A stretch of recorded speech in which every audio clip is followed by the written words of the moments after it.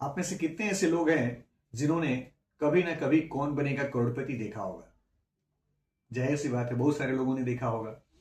लेकिन आप में से कितने ऐसे लोग हैं जो कौन बनेगा करोड़पति के जो विनर हुए हैं उनके बारे में जानते हैं, या उन्होंने उस पैसे को सही तरह से इन्वेस्टमेंट किया है और वो आज तक करोड़पति हैं? ऐसा नहीं है। ऐसा देखा गया है कि इस तरह के विंडफॉल से जिसके पास में भी पैसा आता है, वो पैसा उनके पास में 2 साल भी नहीं टिक पाता है।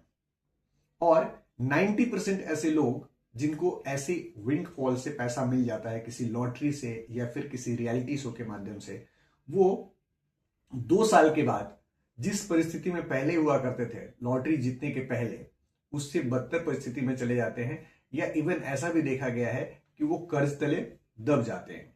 ऐसा क्यों होता है? उसके पीछे कारण ये है कि उन्हें पैसा बनाने तो आ गया, क्रिएशन ऑफ वेल्थ तो आया, लेकिन मैनेजमेंट ऑफ वेल्थ उनके पास में नहीं था। तो आज के इस सेशन में हम लोग जानेंगे कि किस तरह से पैसा बना सकते हैं हम, या किस तरह से अच्छी तरह से हम अपने वेल्थ को मैनेज कर सकते हैं। तो चलिए पहले ये जानते हैं कि हमारे पास जो पैसा आता है वो तो हमें समझ में आता है कि हम पैसा कैसे कमाते हैं, लेकिन क्या कभी हमने ये सोचा है कि हमारे पास जो पैसा आता है वो जाता कहाँ है? तो आज हम लोग इस पैसे का ट्रैक करेंगे कि हमारे पास जो भी पैसा आता है सुबह से शाम तक कहां कहां पे वो एक एक पैसा हमारा खर्च होता है। तो इसका एग्जाम्पल हम इस वीडियो के माध्यम से देख सकते हैं कि इंडिया के एक साधारण आदमी का सुबह से शाम तक की जर्नी कैसे होती है। जैसे कि मैं सुबह 6 बजे जब सो करके उठता हूं तो मैं अपने हाथ में मोबाइल लेता हूं, तो उसमें मैं देखता हूं कि एयरटेल और जियो का नेटवर्क चल रहा है। सुबह के 7 बजे जब मैं ब्रश करने के लिए जाता हूं तो मैं कोलगेट के टूथपेस्ट से ब्रश करता हूं। सुबह के 8 बज रहे हैं और जब मैं नाश्ते के टेबल पर पहुंचता हूं तो मेरी वाइफ मुझे ब्रिटानिया का केक और टाटा का चाय ऑफर करती है। सुबह के 9 बजे जब मैं ऑफिस के लिए निकलने के लिए ओला या उबर से गाड़ी बुलाता हूं तो मारुति सुजुकी की गाड़ी मुझे लेने के लिए आती है। सुबह 10 बजे जब मैं ऑफिस पहुंच करके लैपटॉप खोलता हूं और नेट बैंकिंग में लॉगिन करता हूं तो उसमें इंफोसिस का सॉफ्टवेयर चल रहा है। 11 बजे सुबह में मेरे पास कोटक बैंक से एक नोटिफिकेशन आता है कि आपके कमीशन का पैसा आपके बैंक में क्रेडिट हो गया है।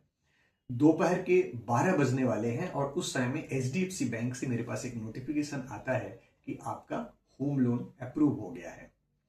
दोपहर 1 बजे जब मैं अपने लंच के लिए ऑर्डर करता हूं स्विगी और जोमेटो से, तो हीरो होंडा के बाइक पर स्विगी का लड़का मुझे डिलीवरी बॉय डिलीवरी करने के लिए आता है। दोपहर 2 बजे मैं ICICI बैंक के ATM से कुछ कैश विड्रॉ करता हूं और दोपहर के 3 बजे मैं एक क्लाइंट के ऑफिस में जाता हूं तो वहां मैं देख रहा हूं कि फर्नीचर का काम चल रहा है फेविकोल से, और वो फेविकोल को बनाने वाली कंपनी का नाम है पीडीलाइट।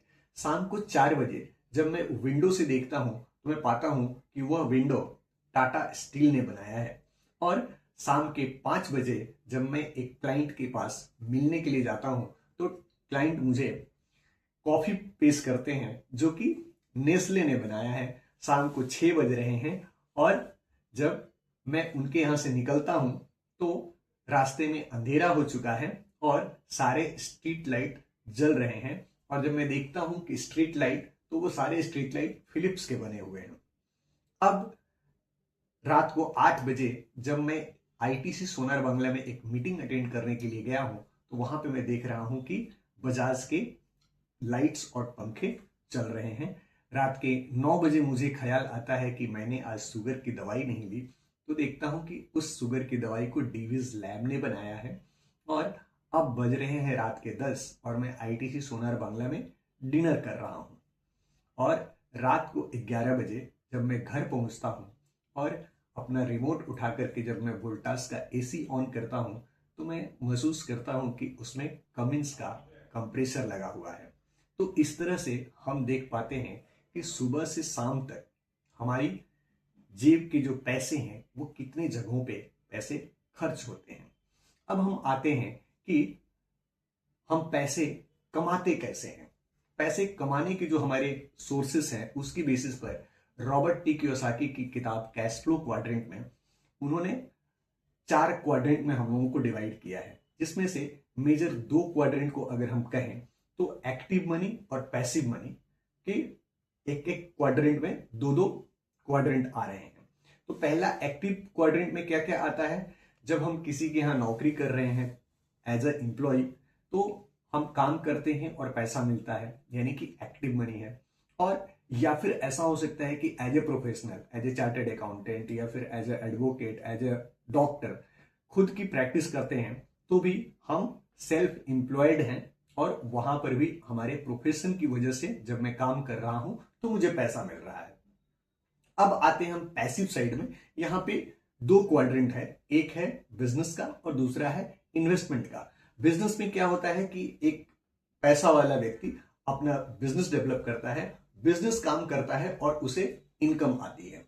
दूसरा क्वाड्रेंट है इन्वेस्टमेंट का, कि जिसके पास में पैसा है वो अपने पैसे को प्रॉपर तरीके से इन्वेस्ट करता है और दूसरों के बिजनेस में जब वो इन्वेस्ट करता है तो उसके इन्वेस्टमेंट से उसके पास में इनकम आती है। तो आज हम लोग जो भी डिस्कशन करने जा रहे हैं आई क्वाड्रेंट के विषय में डिस्कशन करने जा रहे हैं, यानी पैसिव मनी में इन्वेस्टमेंट कैसे दूसरे के बिजनेस में करके हम पैसा अर्न कर सकते हैं। और बाय द वे जो हमने अपने पैसे का ट्रेल देखा कि हमारा पैसा सुबह से शाम तक कहां खर्च होता है, वो सारे पैसे जो है वो किसी न किसी बिजनेसेस के ऊपर खर्च होते हैं। और उन्हीं बिजनेसेस में अगर हम इन्वेस्ट करें इन स्पाइट ऑफ कि उसके ऊपर हम खर्च करने के बजाय अगर उन बिजनेसेस को ओन करते हैं तो हमारा probability of making money will be higher. तो we are going to discuss about I quadrant of cash flow quadrant, जहां पर कि हम इन्वेस्टमेंट को कैसे मैनेज करेंगे। अब बात आती है कि इन्वेस्टमेंट हम कहां कहां करते हैं।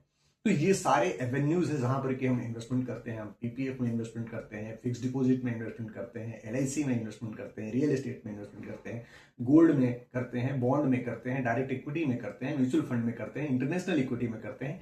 ये सारे ऑप्शन हमारे पास अवेलेबल हैं। अगर ब्रॉडली इन सारे ऑप्शन को हम 3 मेजर कैटेगरी में डिवाइड करें तो कुछ इस तरह से हो सकता है कि डेट, यानी कि हम जहां पर भी पैसा लगा रहे हैं जहां से कि हमको इंटरेस्ट या फिक्स्ड इनकम आ रहा है तो उसको हम डेट कैटेगरी का इंस्ट्रूमेंट कर सकते हैं, जैसे कि बॉन्ड खरीद लिए या फिर कोई हम एफडी कर दिए, एलआईसी भी किए, या फिर हम किसी भी तरह का वो इन्वेस्टमेंट किए जहां पर कि हमको फिक्स्ड इंटरेस्ट मिलने वाला है, दैट इज कॉल्ड डेट का इन्वेस्टमेंट। और उसके बाद से है इक्विटी, इसमें डोमेस्टिक इक्विटी भी हो सकता है, इंटरनेशनल इक्विटी भी हो सकता है। उसके बाद से है कमोडिटी, वहां पे गोल्ड हो सकता है, सिल्वर हो सकता है, क्रूड ऑयल हो सकता है, कॉपर हो सकता है, व्हाटएवर इट मे बी। लेकिन इसको शॉर्टकट में कमोडिटी को हम सिर्फ गोल्ड में पकड़ते हैं और इक्विटी को हम डोमेस्टिक इक्विटी लेकर के चलते हैं ताकि हम चीजों को आसानी से समझ सकें। इसलिए 3 मेजर एसेट क्लास को लेकर के हम आज के इस सेशन को कंटिन्यू करते हैं, डेट, इक्विटी एंड गोल्ड। अब बात यह आती है कि एसेट एलोकेशन क्यों करने की जरूरत है। हैरी मार्कोविज एक इकोनॉमिस्ट थे, उनका कहना था कि diversification is the only free lunch available in the market, यानी कि जब हम अपने पैसे को डाइवर्सिफिकेशन करते हैं वही फ्री लंच अवेलेबल होता है इन्वेस्टमेंट में। और डाइवर्सिफिकेशन क्यों करने की जरूरत है? 2 चीजें हैं जिसकी वजह से हमको डाइवर्सिफिकेशन या फिर यूं कहें तो एसेट एलोकेशन में डिफरेंट एसेट्स में इन्वेस्टमेंट करना जरूरी हो जाता है। नंबर 1 है कि किसी भी एसेट क्लास का साइक्लिकलिटी, कि उसका साइकिल होता है उसके हिसाब से वो परफॉर्म करता है। और दूसरा चीज होता है कि हमारा खुद का साइकोलॉजी, यानी कि हमारा खुद का बिहेवियर। तो कई बार ऐसा भी होता है कि हम सही एक्शन नहीं लेते हैं या सही तरह से हम रिस्पॉन्स नहीं करते हैं किसी एक पर्टिकुलर सिचुएशन के ऊपर, इसका भी इंपैक्ट हमारे इन्वेस्टमेंट्स के ऊपर पड़ता है। ये दोनों चीजों को हम लोग आज के इस सेशन में समझने जा रहे हैं कि एसेट साइक्लिकलिटी और ह्यूमन साइकोलॉजी का क्या इफेक्ट है। यहां पर चलिए हम लोग देखते हैं एक बार एसेट की साइक्लिकलिटी। यहां पर बीएससी सेंसेक्स और क्रिसिल का बॉन्ड और साथ साथ गोल्ड का रिटर्न दिखाया गया है। यहां पे आप देख सकते हैं कि 2006 से लेकर के 2019 का डेटा यहां पे दिखाया गया है, जबकि सेंसेक्स ने जो येलो पोर्शन है उसमें रिटर्न जो है वो मोटा मोटी एवरेज कहा जाएगा। रेड में नेगेटिव है और ग्रीन में पॉजिटिव है। तो आप देख सकते हैं कि 2019 में सेंसेक्स ने 13.80% का रिटर्न दिया था और बॉन्ड ने 9.5% का नेगेटिव रिटर्न दिया था और गोल्ड ने 24% का पॉजिटिव रिटर्न दिया था। तो इसी तरह से आप देखेंगे कि हर साल ये एसेट क्लास जो है वो शिफ्ट हो रहा है, किसी साल कोई पॉजिटिव दे रहा है, किसी साल कोई नेगेटिव दे रहा है। तो विनिंग पोर्टफोलियो बनाने के लिए हमको हर एक एसेट क्लास में इन्वेस्टमेंट करना होगा और टाइम टू टाइम उसे हमें शिफ्ट भी करते रहना पड़ेगा, तब जाकर के हम एक विनिंग पोर्टफोलियो बना सकते हैं। यहां पर इस स्लाइड को बताने के पहले मैं एक आपके साथ में स्टोरी शेयर करना चाहूंगा कि निप्पॉन म्यूचुअल फंड जो आज आप देख रहे हैं, ये पहले रिलायंस म्यूचुअल फंड हुआ करता था। तो जब ये रिलायंस म्यूचुअल फंड हुआ करता था तो इसकी दो फंड जो आज भी हैं, रिलायंस का ग्रोथ फंड और रिलायंस का विजन फंड। रिलायंस का growth fund mid cap oriented fund है और रिलायंस का विजन फंड वो लार्ज कैप ओरिएंटेड फंड है।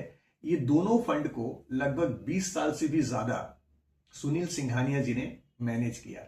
2010-11 के दौरान ये फंड्स, या यूं कहे तो 2010 से 16 के दौरान ये दोनों फंड्स जो है वो बाजार के बहुत चहेते फंडों में से थे और उस दौरान ये दोनों फंड वर्ल्ड लेवल के टॉप परफॉर्मिंग फंड में सिलेक्ट हुए थे। तो सुनील सिंघानिया से पूछा गया कि सर आपको कैसा लग रहा है कि आपके दो फंड वर्ल्ड वाइड परफॉर्मेंस में नंबर 1 नंबर 2 आए हैं। तो उस पर सुनील सिंघानिया जी का कहना था कि मुझे तो बहुत अच्छा लग रहा है कि मैंने सिंस इंसेप्शन आज तक इन फंड्स में एवरेज में 23% से 25% का रिटर्न दिया है, लेकिन मेरे इन्वेस्टर्स के पास में मैं इस रिटर्न को ट्रांसफर नहीं कर पाया, इसका मुझे रिग्रेट भी है। तो उसका वजह क्या है? जैसे कि आप इस स्लाइड में भी देख सकते हैं कि इन्वेस्टमेंट का रिटर्न हाई है और इन्वेस्टर का रिटर्न कम है। उसका वजह यह है कि इन्वेस्टर का बिहेवियर वो हम थोड़ा सा आगे चल करके इस स्लाइड में समझते हैं। जैसे मान लीजिए कि अगर मैं आपको बोला कि सर आप इस स्कीम में इन्वेस्टमेंट कीजिए जहां पर कि आपको एवरेज में 12% का रिटर्न बनेगा, तो हमारी कॉमन साइकोलॉजी ये बोलती है कि भाई अगला मुझे 12% बोला है, इसका मतलब कि अगर मैं 1 लाख रुपया आज लगाया तो अगले साल मुझे 1,12,000 मिलेगा और 1,12,000 के ऊपर मैं कंपाउंडिंग करूंगा तो 1,24,000 प्लस 12 के ऊपर जो इंटरेस्ट ऐड होगा उतना रुपया मुझे 2 साल के बाद मिलेगा। इस तरह से मेरा पैसा कंपाउंड होगा। लेकिन रियल लाइफ सिनेरियो क्या होता है कि हमारा एक्सपेक्टेशन है हमारा लेफ्ट हैंड साइड और हमारी रियलिटी है हमारा राइट हैंड साइड। रियलिटी में क्या होता है कि हमने एक साल में देखा कि 8% पॉजिटिव आया, दूसरे साल में हमने देखा कि -14%, तीसरे साल में हम देख रहे हैं कि 48% रिटर्न आया और उसके बाद से इसमें नेगेटिव रिटर्न आ गया -3% और उसके बाद से फिर पॉजिटिव रिटर्न आ गया 32%। तो एवरेज में 12% तो आया मगर ये कंसिस्टेंट नहीं था। ये वोलेटिलिटी जो है वो हमें बार बार डिसीजन शिफ्ट करने पर मजबूर करती है। अब यहां पर देखिए इस जेंटलमैन की कहानी कुछ ऐसी है कि जब इनको फर्स्ट ईयर 8% मिला और दूसरे साल जाते ही इनको 14% नेगेटिव हुआ और वहां से ये एग्जिट मार गए और उसके बाद से पैसे को एफडी में लगा दिया और इनका 5 साल का एवरेज रिटर्न जो है, चूंकि इन्होंने सेफ खेलना ज्यादा जरूरी समझा क्योंकि इनको डर लग रहा था, तो इनका एवरेज रिटर्न 5 साल में 2.6% का आ गया। तो यही होता है इन्वेस्टर्स का जो बिहेवियरल गैप है कि हमारा फंड का रिटर्न चाहे जो कुछ भी आ रहा था लेकिन हमने बिहेव अच्छी तरह से नहीं किया। हमको अगर एंजाइटी हो रहा था इसकी वजह से हम निकल गए, इसकी वजह से हमारा रिटर्न खराब हो गया। तो ये हमारा बिहेवियरल एलोकेशन का ये है। अब यहां पर इस स्लाइड में दिखाया गया है कि अगर कोई बंदा 100% इक्विटी में इन्वेस्टमेंट करता है और कोई बंदा अगर 100% डेट में इन्वेस्टमेंट करता है, उसकी बजाय सिंपल सा चीज कि इक्विटी और डेट दोनों को 50-50% मिक्स करके इन्वेस्टमेंट करता है, तो किस तरह से वो विनर हो सकता है इसका एक एग्जांपल दिखलाया गया है कि अगर 100% इक्विटी में कोई 2010 से लेकर के 2019 तक इन्वेस्टेड रहता है तो उसका 13.80% का रिटर्न बनता है और 100% डेट में कोई इन्वेस्ट कर रहा है तो उसका 10.82% का रिटर्न बन रहा है। वहीं पे इन दोनों को अगर कंबाइन करके इन्वेस्ट कर रहा है तो आप देखिए कि रिटर्न जो है वो 12.31% बन रहा है। अब आप कहेंगे कि भैया 12.31 और 13.80 में हार्डली 1.5% का फर्क है, इसके लिए हम ऐसा क्यों करें? तो जरा सोच करके देखिए कि जब आप हाइब्रिड में यानी कि इक्विटी और डेट दोनों को मिक्स कर लेते हैं तो आपका रिस्क 50% कम हो जाता है और आपका रिटर्न में सिर्फ आप 1.5% का कॉम्प्रोमाइज कर रहे हैं और इसकी वजह से आपको ज्यादा पीस ऑफ माइंड मिल रहा है और रिटर्न भी आपको कंसिस्टेंट मिल रहा है। That is the beauty of asset allocation. तो हमारे एसेट में क्रिकेट मैच में जिस तरह से दोनों तरह के बैट्समैन हमारे पास होना चाहिए कि एक एग्रेसिव बल्लेबाज हो जो स्कोरर हो और दूसरी तरफ डिफेंडर भी होना चाहिए जो कि क्रिच पे टिका हुआ रहे ताकि हम लंबे समय तक खेल सकें। तो इन दोनों तरह का बैट्समैन हमारे क्रिकेट टीम में जिस तरह से जरूरी है उसी तरह से हमारे पोर्टफोलियो में भी जब हमारे पास डिफेंडर और स्ट्राइकर दोनों मिलेंगे तो हम एक विनिंग पोर्टफोलियो बना पाएंगे। तो यहां पर आप देख सकते हैं कि एसेट एलोकेशन की जरूरत है हमारी एसेट्स की साइक्लिकलिटी को मैनेज करने के लिए और दूसरी तरफ हमारे खुद के बिहेवियरल या फिर साइकोलॉजिकल जो टर्बुलेंस है या फिर जो हमारा ये कह सकते हैं कि स्ट्रेस एंड एंजाइटी है उसको मैनेज करने के लिए एसेट एलोकेशन की जरूरत है। अब आप चलिए हम लोग एक्सपीरियंस करते हैं कि किस तरह से हम वोलेटिलिटी को वर्चुअल मार्केट में वोलेटिलिटी गेम के माध्यम से खेल के माध्यम से सीख लें ताकि हमको रियल मार्केट में इस तरह का लॉस नहीं करना पड़े। तो चलिए खेलते हैं वोलेटिलिटी का गेम। लेकिन इस वोलेटिलिटी गेम को खेलने से पहले मैं आपको गेम का कुछ रूल्स बता देना चाहता हूं और इसमें जो रेशियोज हम लोग यूज करने वाले हैं उस रेशियोज के बारे में भी आपको मैं ब्रीफ कर देना चाहता हूं कि इसमें हम लोग 10 राउंड इन्वेस्टमेंट करेंगे और हर राउंड में मैं आपको 10-10 लाख रुपए एलोकेट करूंगा और जब आप इसका QR कोड स्कैन करेंगे तो आप अपने मोबाइल पे इस गेम के रूम में इंटर कर जाएंगे और आपका नाम हमारे इस डिस्प्ले में आने लगेगा और उसके बाद से हम इस गेम को खेल पाएंगे। हर बार आपको जब मैं 10 लाख रुपए एलोकेट करूंगा तो उसको आपको करना क्या है कि मार्केट का पी क्या है, मार्केट का पीबी क्या है, मार्केट का एमजी क्या है, उस सिचुएशन को समझना है और उसको समझ करके उसके हिसाब से आपको इक्विटी और डेट का एलोकेशन करना है और जब मैं यहां से प्ले बटन दबाऊंगा तो आप उस पैसे को इन्वेस्ट करेंगे। इन्वेस्ट करने के बाद से आपको पता चलेगा कि एक साल में आपका रिटर्न कैसा आया। तो अभी पहले हम समझते हैं कि पीबी रेशियो और पी रेशियो ये सब क्या चीजें होती हैं। पीबी रेशियो को समझने के लिए सिंपल सा चीज है price to book value. Suppose अगर एक कंपनी है या एक छोटा सा एग्जांपल हम ले सकते हैं कि एक कोई दुकान है, जैसे अगर मान लीजिए कि ग्रोसरी की एक दुकान है जिसकी कीमत जो दुकानदार है वो 20 लाख रुपए मांग रहा है। अब उस 20 लाख रुपए के बिजनेस को हम दो तरह से इवेलुएट कर सकते हैं। एक तो उसकी जो संपत्ति है और उसकी जो लायबिलिटी है उसके हिसाब से उसका इवेल्युएशन कर लें और दूसरा तरीका यह है कि भैया तुम ये जो 20 लाख रुपए का बिजनेस कर रहे हो इसका प्रॉफिट कितना है। तो प्रॉफिट वाला जो रेशियो है उसको कहते हैं पी रेशियो, प्रॉफिट पर इक्विटी, और जो प्राइस टू बुक वैल्यू वाला रेशियो है यानी कि तुम्हारी संपत्ति कितनी है, तुम्हारी लायबिलिटी कैसी है, तो उसको हम लोग पीबी रेशियो कहते हैं।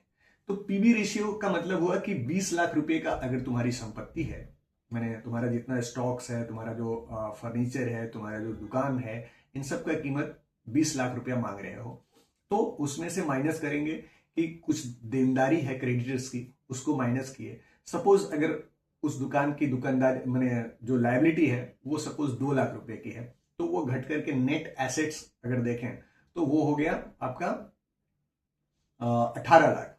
अब 18 लाख रुपया उसका वैल्यू हो गया, मैंने नेट एसेट हो गया। अब उसको हम डिवाइड करेंगे कि उसके जो शेयर्स का नंबर है कितना है, उस शेयर्स के नंबर से अगर उसको हम डिवाइड करेंगे और उसका रेशियो कितना आ रहा है उसको हम पीबी रेशियो बोलेंगे।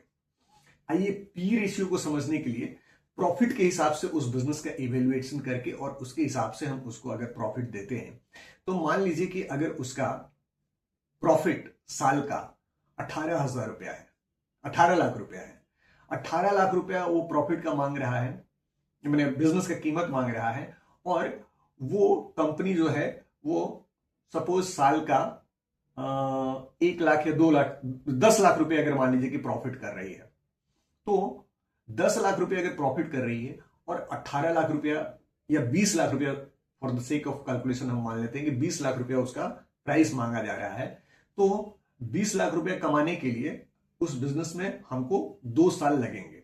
तो हम इसका पी रेशियो बोलेंगे कि इसमें हमारा मैंने 1:2 का पी रेशियो है, ठीक है। तो दोगुना कीमत हम दे रहे हैं, मतलब ये देखा जाता है कि कितना रुपया कमाने के लिए हमको क्या कीमत देनी पड़ रही है, यानी कि हमको 1 रुपया कमाने के लिए दोगुना पैसा देना पड़ रहा है, तो ये डबल का पी है। नॉर्मली जो पी रेशियो है अगर 20 के नीचे रहता है तो चीपर वैल्यूएशन कहा जाता है। अभी के मार्केट सिनेरियो में अगर किसी स्टॉक का पी रेशियो अगर 35 या 40 के आसपास में भी, मैंने 30 से 35 है, तो वो आज के मार्केट सिनेरियो में वो फेयर वैल्यूएशन में अवेलेबल है। उससे ज्यादा है तो वो एक्सपेंसिव जोन में है। लेकिन पहले ये अगर 16 के नीचे या 20 के नीचे था तो वो फेयर वैल्यूएशन में माना जाता था। तो आज जो हम लोग गेम खेलने जा रहे हैं, इस गेम में जो भी डेटा हम लोग देखने जा रहे हैं वो सारे हिस्टोरिकल डेटा है, वो रियल लाइफ के डेटा है जिसके ऊपर हम लोग गेम खेलेंगे। हर बार आपके स्क्रीन पर पी और पीबी रेशियो दिखलाया जाएगा और एमजी रेशियो दिखलाया जाएगा। अब हम लोग थोड़ा सा एमजी रेशियो को समझ लेते हैं। एमजी का मतलब होगा market cap to GDP ratio. Market cap क्या होता है कि हमारे स्टॉक एक्सचेंज में, एनएससी में और बीएससी में जितनी भी कंपनीज लिस्टेड है, उन सभी कंपनियों का जो मार्केट कैपिटलाइजेशन है उसको ऐड करके जो फिगर आता है उसको हम कहते हैं मार्केट का कैपिटलाइजेशन। और हमारे इकोनॉमी का जो नॉमिनल जीडीपी का नंबर होता है उसको हम लोग जीडीपी का रेशियो और जीडीपी और मार्केट कैप का रेशियो बोलते हैं। अब अगर मान लीजिए कि एक कंट्री में जितना भी मैंने कंपनीज लिस्टेड है और जितना भी उसका जीडीपी का नंबर है वो दोनों अगर इक्वल है तो इसका मतलब कि वो 100% है। तो 100% है, इसका मतलब कि जितना मार्केट कैपिटलाइजेशन उतना इकोनॉमी, दोनों समान समान चल रहे हैं। अब कभी ऐसा होता है कि मार्केट कैपिटलाइजेशन जो है वो सरपास कर जाता है, ऊपर चला जाता है हमारे जीडीपी के नंबर से। इसका मतलब ये हुआ कि हमारी इकोनॉमी के तुलना में हमारा मार्केट कैपिटलाइजेशन ओवर वैल्यूड है। तो जब मार्केट कैपिटलाइजेशन ज्यादा दिख रहा है 100 से, तो हम समझेंगे कि एमजी रेशियो हाई है, this is not the time to enter into the market. और जब एमजी रेशियो 100 से नीचे होगा तो हम कहेंगे कि ये राइट टाइम है इन्वेस्टमेंट करने का। तो इन सारी चीजों को देख करके उस हिसाब से इन्वेस्टमेंट करना है। एमजी रेशियो को बफेट इंडिकेटर भी कहा जाता है। ये फेमस जो मैंने हमारे इन्वेस्टर हैं वॉरेन बफेट, वो इस चीज को ट्रैक करके उसके बेसिस पर इन्वेस्टमेंट करते हैं। तो बफेट इंडिकेटर में और एक चीज मैं आपको यहां पे ऐड करना चाहूंगा कि ये जो रेफरेंस है 100 से ऊपर जब हमारा market cap to GDP ratio जा रहा है तो उसको हम एक्सपेंसिव जोन में कह रहे हैं। लेकिन यह चीज हमारे इंडिया में अवेलेबल, मैंने इस चीज को 100 से ऊपर एक्सपेंसिव माना जा रहा है। लेकिन जरा सोचिए कि यूएस का market capitalization is far ahead than वहां की इकोनॉमी। तो वहां पे क्या है कि 250 से ज्यादा का market cap to GDP ratio is nominal for them. तो वहां पे एक्सपेंसिव इसको नहीं माना जाता है। तो हमारा भी जब जीडीपी का नंबर बढ़ता चला जाएगा, हमारा भी जब मार्केट कैपिटलाइजेशन बढ़ता चला जाएगा, तो कभी एक ऐसा समय आएगा कि हमारा मार्केट कैपिटलाइजेशन जो है हमारे जीडीपी को सरपास कर चुका होगा। उस समय में ये 100% का रेशियो काम नहीं करेगा। फिलहाल के लिए चूंकि हम हिस्टोरिकल डेटा के ऊपर आज का इन्वेस्टमेंट समझने जा रहे हैं, ये हमारे समझ के लिए जरूरी है कि हम पी और पीवी को ट्रैक करके, एमजी रेशियो को ट्रैक करके उसके हिसाब से इन्वेस्टमेंट करें। तो हम वर्चुअल दुनिया में जब इन्वेस्टमेंट को सीख जाते हैं, जिसके बेसिस पर कि फंड मैनेजर्स अपना इन्वेस्टमेंट्स का डिसीजन लेते हैं, तो हमारे लिए बातों को समझना और इन्वेस्टमेंट को कैरी करना ज्यादा मैंने ईजी होगा, समझना आसान होगा और हमारे को कॉन्फिडेंस मिलेगा। तो चलिए हम गेम में आगे बढ़ते हैं और खेलते हैं इस गेम को, जहां पर कि हम और आप वर्चुअल दुनिया में 10 राउंड में 10 करोड़ रुपया इन्वेस्टमेंट करेंगे और देखते हैं कि इसमें विनर कौन होते हैं। Thank you. अभी देखिए एमजी रेशियो 140 है, पी है 21.96 ऑलमोस्ट 22 और पीवी है 3.4। तो इस मार्केट सिनेरियो में आपको क्या करना चाहिए?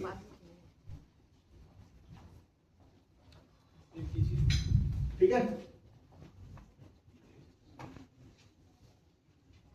ये 4th राउंड है।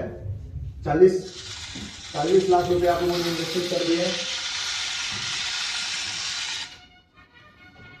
क्या बात है भाई,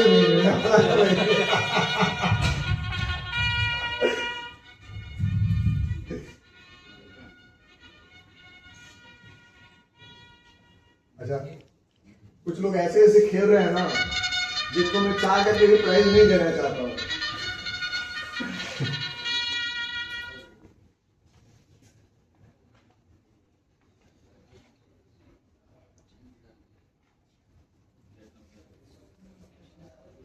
अच्छा जो लोग पीछे हैं, मतलब या तो वो पार्टिसिपेट नहीं कर रहे हैं या उनको समझ में नहीं आ रहा है।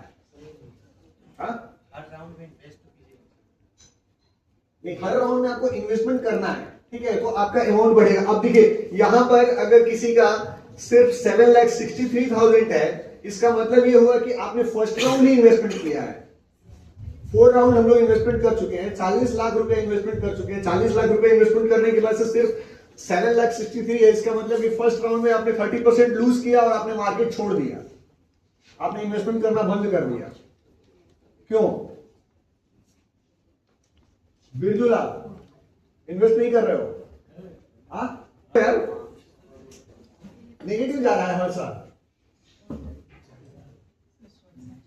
में डाल दिया होगा।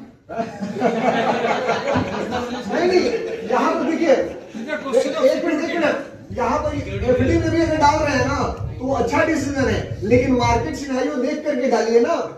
जैसे इस साल का जो इन्वेस्टमेंट था, जिस समय की मार्केट जो है वो 140 पे है, एमजी रेशियो 140 पे है, that was the favourable time extent. MG ratio भी थोड़ा सा एक्सपेंसिव है और निफ्टी जो है वो 5,600 के लेवल पे है, पीबी आपका 3.05 है, ठीक है। तो इस सिनेरियो में आप क्या करेंगे?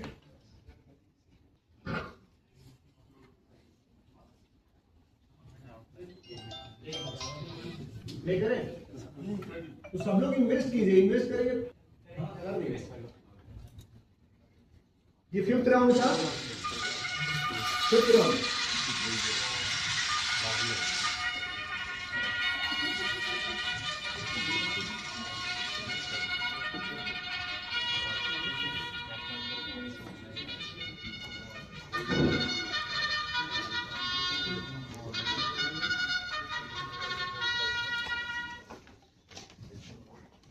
तस्लीम अंसारी, ब्रजेश जी, क्या बात है वकील साहब? देखिए देख रहे हैं, मैदान ही छोड़ करके भाग जाएंगे। अभी इनको क्रिमिनल केस ला करके दीजिए, ठीक है, यहाँ पर मैदान छोड़ करके भाग जा रहे हैं। कैलकुलेशन कर चुके हैं, इतनी देर में मैं 2x केस पकड़ लिया होता तो निकल गया।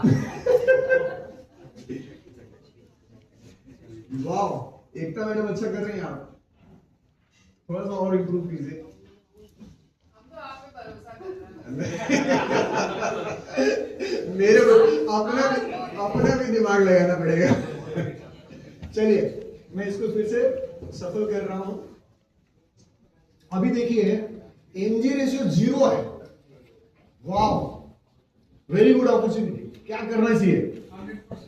पी रेशियो लेकिन 22 है, पीबी रेशियो 3.52 है, निफ्टी का लेवल 25,763 है।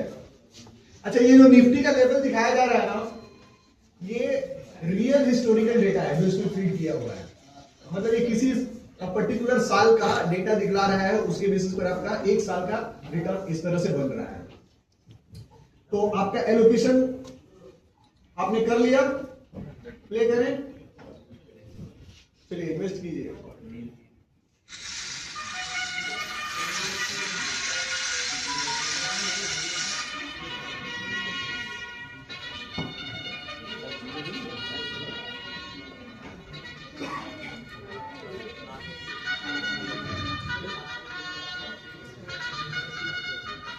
ये देखिए, ये सिनेरियो था नवंबर 2025 का, जबकि मार्केट का ये सिचुएशन था कि आपका एमडी रेशियो 0 दिखला रहा था और में 0 रिटर्न बना था। तो जिसने इस साल डेट में इन्वेस्टमेंट किया था उनका अच्छा रिटर्न बना था। कितना राउंड हो गया अभी हम लोगों का? 7। सो क्या हम लोग 8th राउंड के लिए तैयार हैं? 10 तक है, 1 करोड़ होगा तभी तो पता चलेगा क्या 1 करोड़। हाँ, तो 8 लाख 80 लाख 80 लाख हो गया और 2 हाँ 2 लाख। मैं देखना चाहता हूँ, देखता हूँ 1 करोड़ तो। तो एलोकेशन आप लोग इस हिसाब से शिफ्ट कर लीजिए कि पी रेशियो है 32.53। एलोकेशन आप लोगों ने कर लिया है, तो अब इन्वेस्ट कीजिए।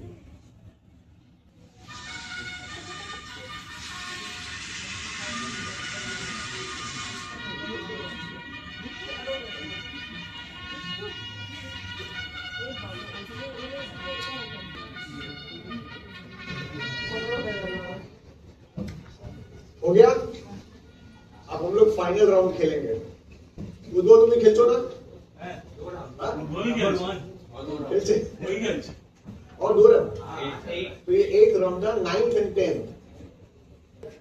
पी रेशियो 18.92 है, एमजी रेशियो 82.51, निफ्टी का लेवल है 53, 39 और पीबी है 3.01। तो पी कोई ज्यादा एक्सपेंसिव नहीं है। एमजी रेशियो भी सपोर्ट कर रहा है कि मार्केट में थोड़ा सा इन्वेस्टमेंट करने का स्कोप है अभी, तो इक्विटी में इन्वेस्ट कर सकते हैं। अभी आपका एलोकेशन क्या होना चाहिए? अभी भी खेल रहे हो?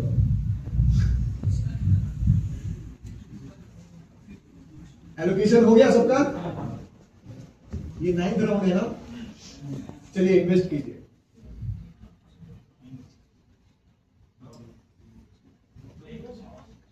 क्या किया?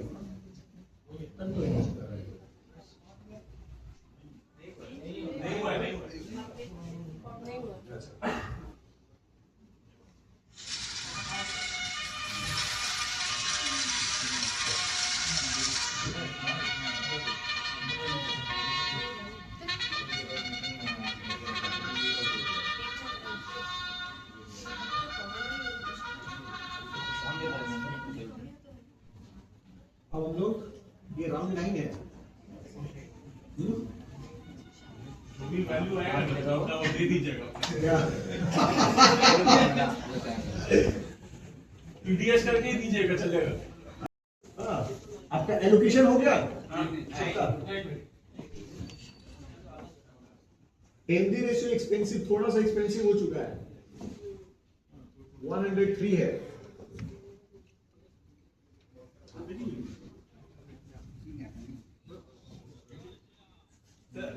आउट हो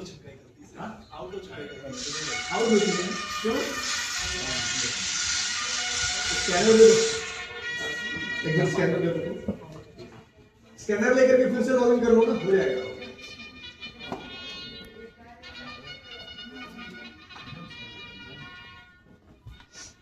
हम लोगों ने कंप्लीट कर दिया। हाँ, बस राउंड हो गया। तो क्या बात है भाई, जान बुझ कर नीचे चले गए क्या?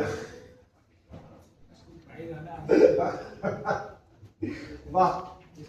तो फाइनली हम लोगों ने ऐसे पार्टिसिपेंट्स को पा लिया है जिनको कि वाकई में हम 1st, 2nd, 3rd का गिफ्ट दे सकते हैं।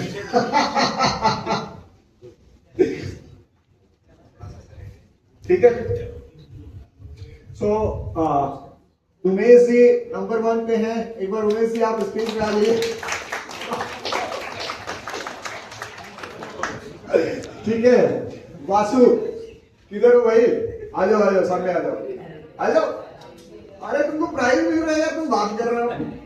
तो कैसे होगा तो समझिए।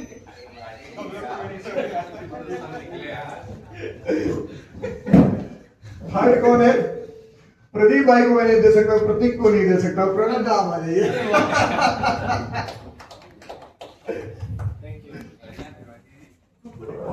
ऐसा प्राइज में देने के लिए हरेन सर को इनवाइट करूंगा। हरेन सर प्लीज आपने चले आ चुका। हरेन सर হচ্ছেন প্রেসিডেন্সি রিটায়ার্ড প্রফেসর, ঠিক আছে। আনফরচুনেট যে আমার মানে ক্লায়েন্ট পোর্টফোলিওতে এরকম লোকজনও আছেন, আর ইনি চন্দননগর থেকে এসেছেন। बस आ रहा था गिट्टिया से जाओ रामजी जाइए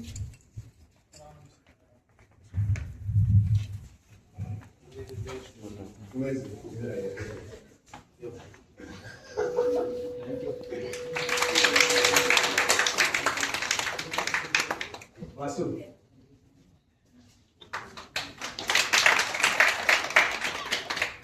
प्रणब दा, thank you sir.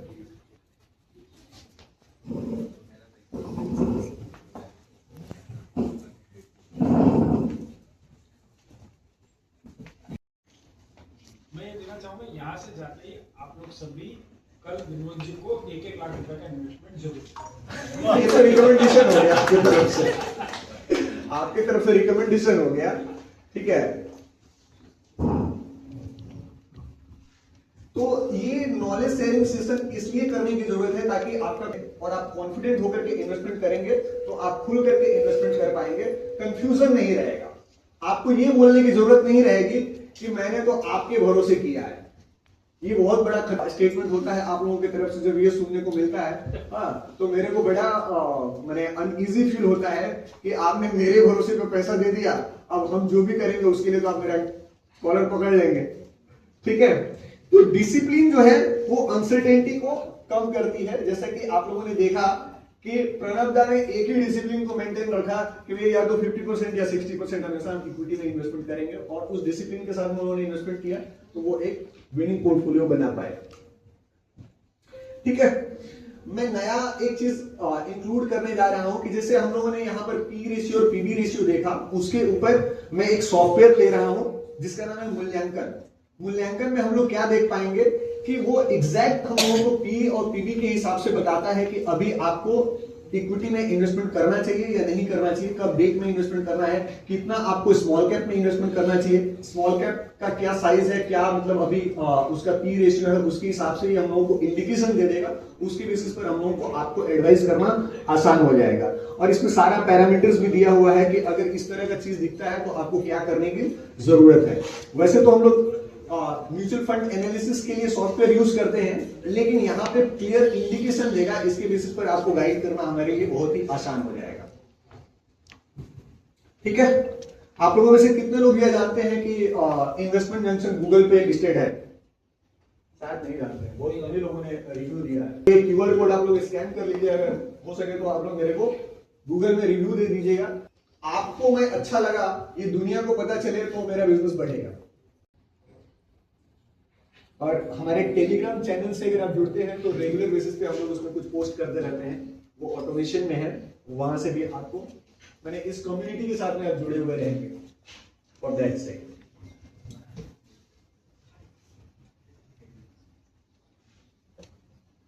Thank you, आप लोगों ने बहुत अच्छी तरह से बहुत कंसंट्रेट करके सुना उसके लिए। और अगर आपको लगता है कि विनोद चौधरी वाकई 22 सालों में आपके लाइफ में वैल्यू ऐड किया, प्रत्येक आपके लाइफ में वैल्यू ऐड किया और आपके इन्वेस्टमेंट की जर्नी को हमने कंफर्टेबल बनाया है, और आपको लगता है कि विनोद चौधरी को दूसरों के पास में भी रेफर करने की जरूरत है, तो मैं चाहूंगा कि आप जरूर हमें रेफर करें। Thank you very much.